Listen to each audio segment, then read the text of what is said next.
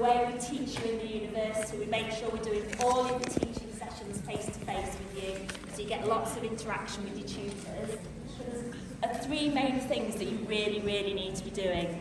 The first one is engaging with your course and attending regularly. So I know as part of the Q&A session that Crassy's just done, that attendance came up as part of that, the fact that you need to be here, you need to attend all of your classes, seminars and lectures here on campus in Sheffield.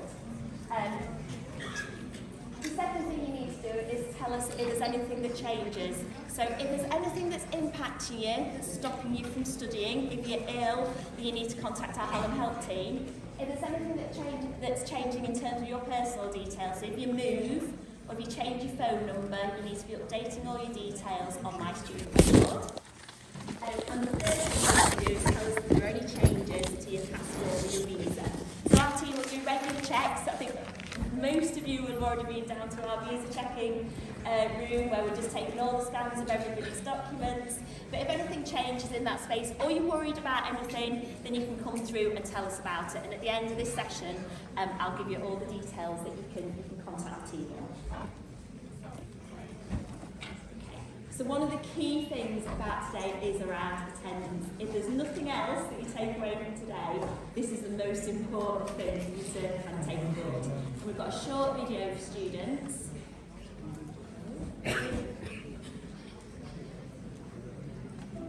Good attendance is an essential part of the university life. What are the benefits of good attendance?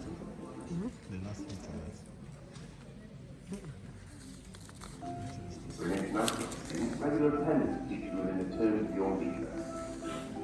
If you attend, you get more opportunities to interact with your lecturers. Monitoring attendance helps us to recognise when we need extra help and helps us to offer you the correct support. What happens if I don't attend regularly?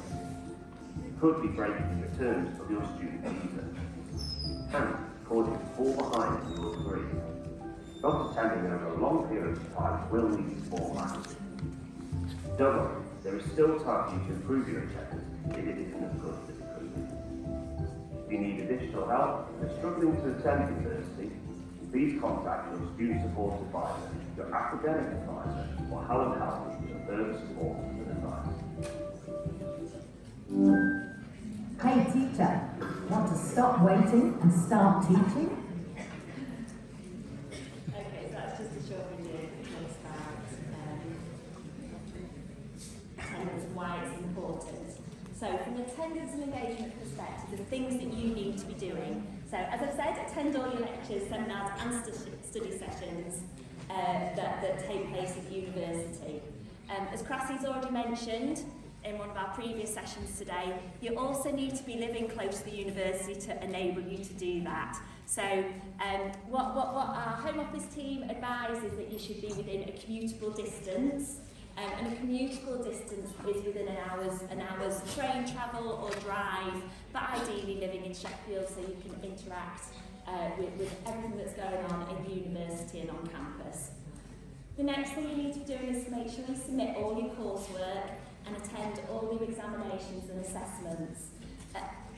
Now again, as we mentioned in other sessions today, we do get that things happen to people as they kind of go along their student journey. People get sick, people fall ill, or people have extenuating circumstances in their family, and we do have processes to support you with that. So if you do need extensions for your assignments, or something's happened and you need another attempt, if you contact Hallam Help, they'll be able to help you with that, and you'll get an adjusted deadline. But you must make sure that you work into that deadline and you are submitting all of your assignments and your assessments.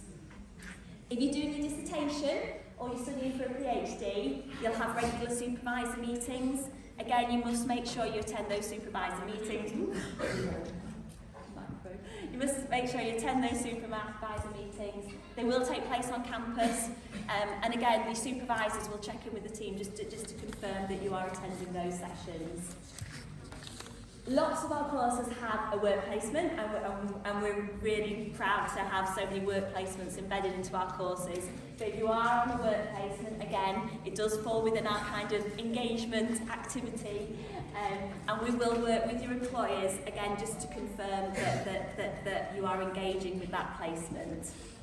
And finally, where we're talking about attendance, how you tell us that you're here and you can register into your classes. So we have an online system called Study Goal. At the end of the session, I'll show you the QR code. It'll take you straight onto the Study Goal landing page. When you attend your taught session, your tutor will give you a 4-digit code. You put that 4-digit code into your Study Goal and it marks your attendance at the session. Okay?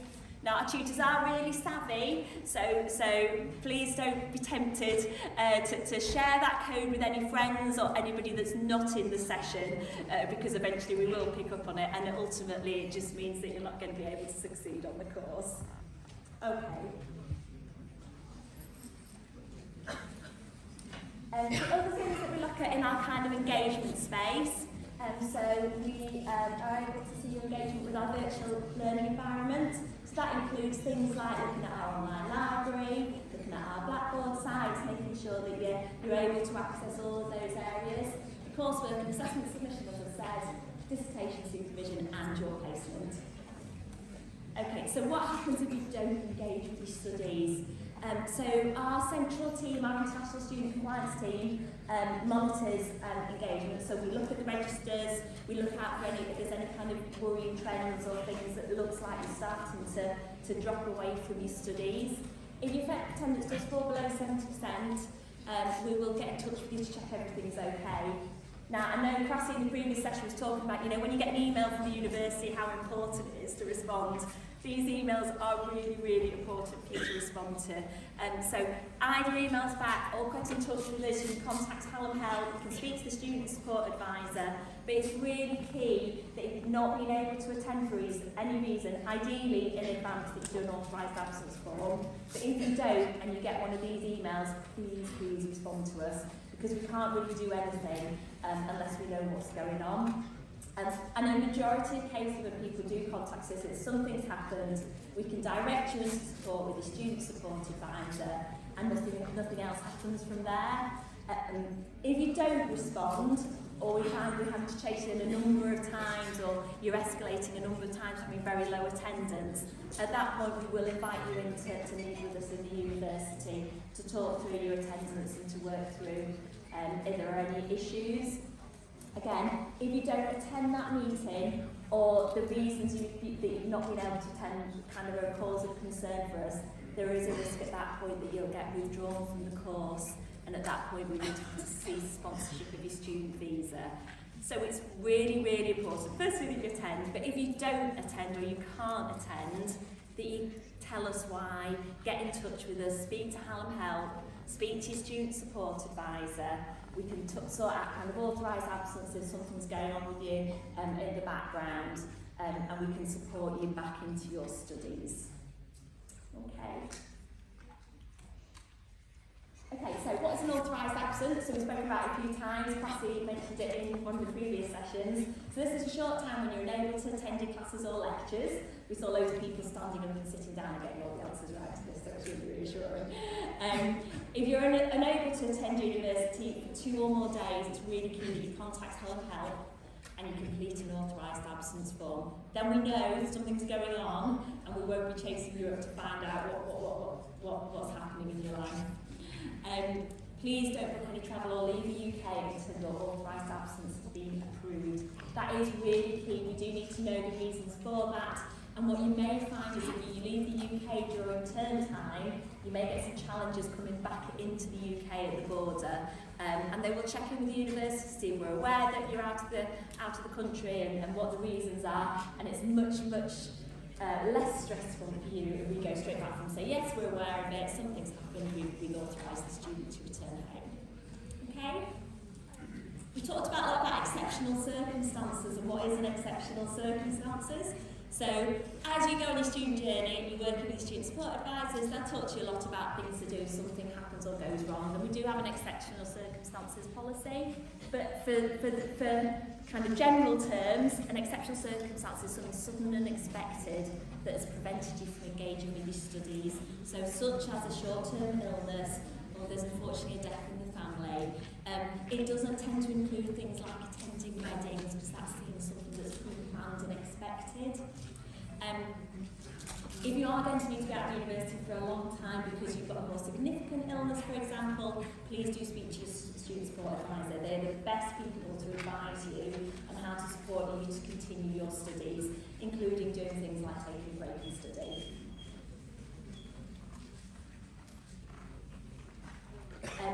Quickly, we've spoken before about placement. So if you are on a course with a placement, before you get on placement, we do need to confirm to UKVI that you're not studying in university, you are a placement, so you'll be asked to give some details.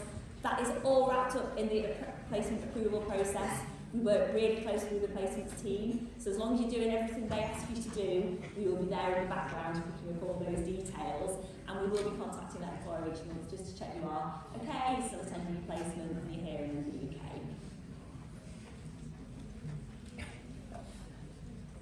Okay, just some things that we have to do. We work really closely with UKVI, so that's UK Visas and Immigration. They are actually based here in Sheffield down the road. But there are certain reporting requirements as a university that we have to do to enable us to sponsor you guys to come into the UK. So the things that we have to do, we have to let the UKVI know you complete a course. That is really important for anybody that's wanting to go on and do the graduate route. So if you complete your course within the terms of within the time frame of your visa, and you are eligible, you can then go on to the graduate route, and they rely on the university to report that through that you've successfully completed your course. We do also have to report if you're withdrawn or excluded for any reason, and at which point you cease sponsorship of your visa. We also tell them if you're having a break in study for an extended period of time or you're temporarily withdrawn, if you transfer to a different course, and as I said, when you start placement. So that's all the kind of things we're likely to share with UKVI. Okay. Other things that we help with, say CAS extensions.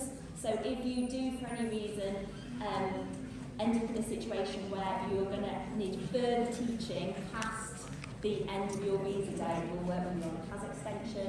We also do things like employer letters and bank letters. Okay, so you can contact our team through Hallam Help. So they will put you straight into straight into our inbox. You can email us directly on studentimmigration@shu.ac.uk. And this is the link for accessing Study Gold. I'm going to do the QR code on the next slide. We also have an attendance and engagement for student visa holders. QR codes out there in the marketplace, it's in our queue. Please go and visit that page. It talks everything. It has the video, we will share it with friends, and it tells you everything that you need to do in the attendance and engagement space. But if you don't take anything else away from today, the three key things to remember are: intend everything on your timetable, tell us if there's something the matter, and use Study Gold to log your attendance at your talk sessions. And this is the QR code for Study Gold. So if you want to capture that, anybody who hasn't yet activated their IT account might not be able to actually get onto the link yet, but you can save the QR code for when you do. I'm going to pass that over to Rashika now. She's going to talk about your visa, and then we'll do a whole question and answer session for you at the end.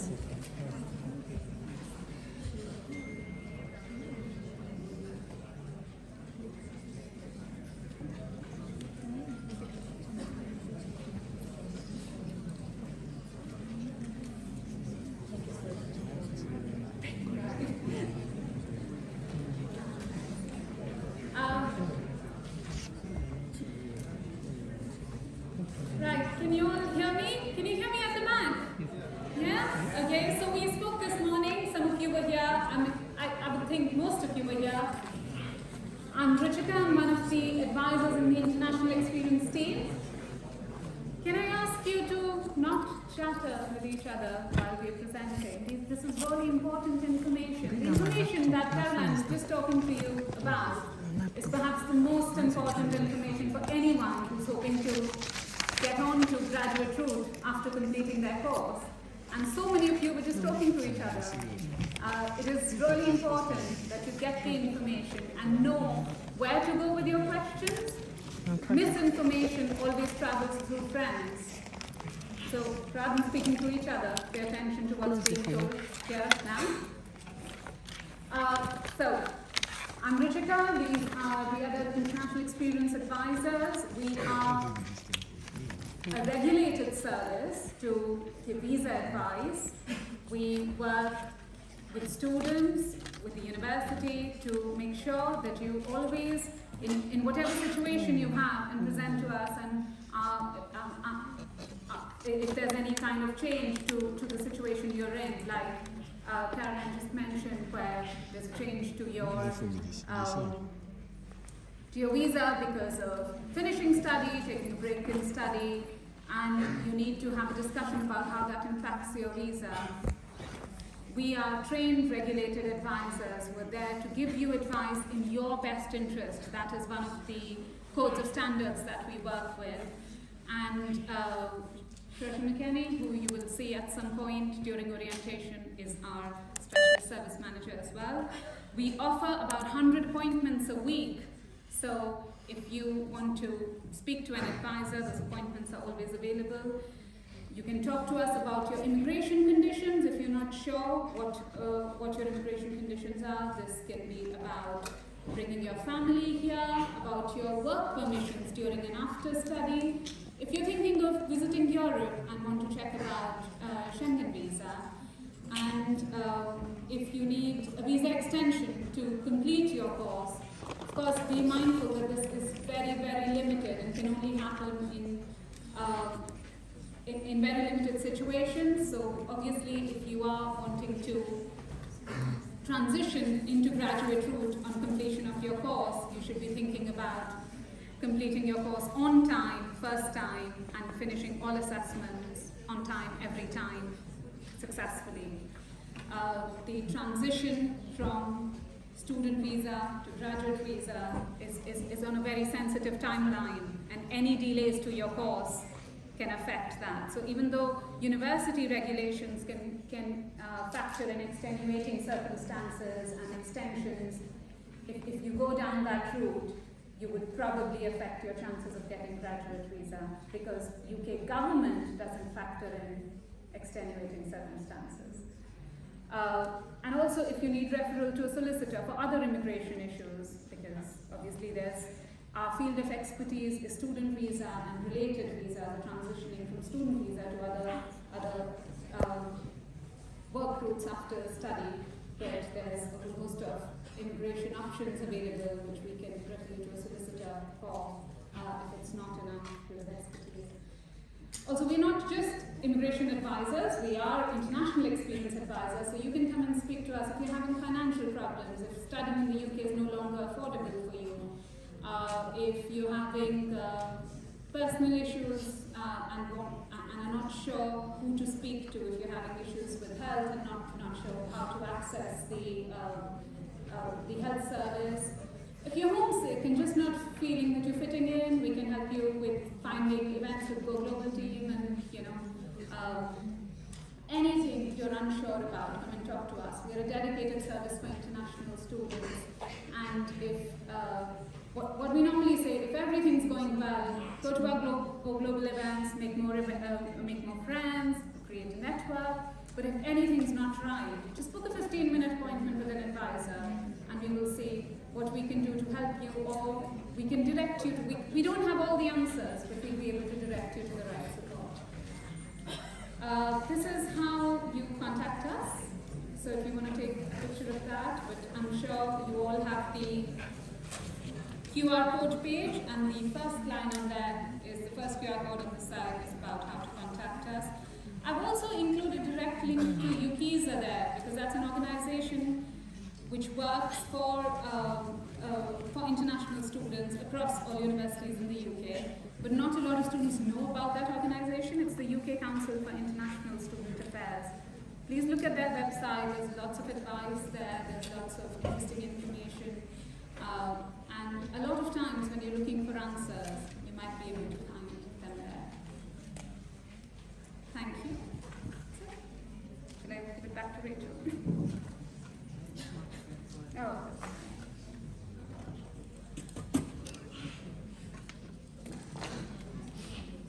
We're going to do some, Q&A now.